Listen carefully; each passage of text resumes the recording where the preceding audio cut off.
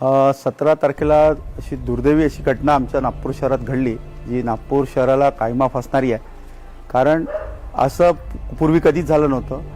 एका समुदायाच्या लोकांनी दुसऱ्या समुदायाच्या लोकांवर आघात केलेला आहे, मोठ्या प्रचंड प्रमाणात नुकसान केलेलं आहे. म्हणजे आमच्या गल्लीमध्ये मुस्लिम समाजाचे बरेचसे जे लोक आहे ते आले, त्यांनी तोडफोड केली, शिवागाळ केली, अल्लाह अकबरचे नारे लावले आणि आम्हाला सांगितलं की बाहेर निकलो काट डालेंगे आणि खूप मोठ्या प्रमाणात पात्राव केला. आणि त्यांची जी संख्या होती ही 200 ते 250च्या दरम्यान होती. अशा प्रकारे जे केलं. पण या सगळ्या गोष्टीमध्ये एक कौतुक करण्यासारखी बाब अशी आहे की पोलीस फोर्स कमी असून सुद्धा त्यांनी यांच्याशी मुकाबला केला. पोलिसांनी कमी असताना आपल्या छातीवर वार झेलले, पण त्यांनी हे दंगल नियंत्रित आणण्यामध्ये खूप सारे असे प्रयत्न केले.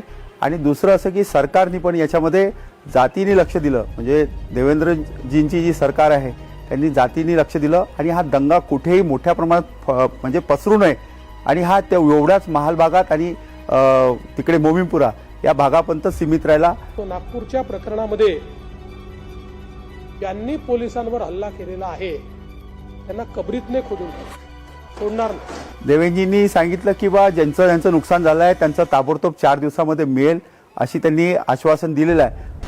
आता जे काही नुकसान झालेलं आहे हे सगळं नुकसान दंगेखोरांकडनं वसूल करण्यात येईल.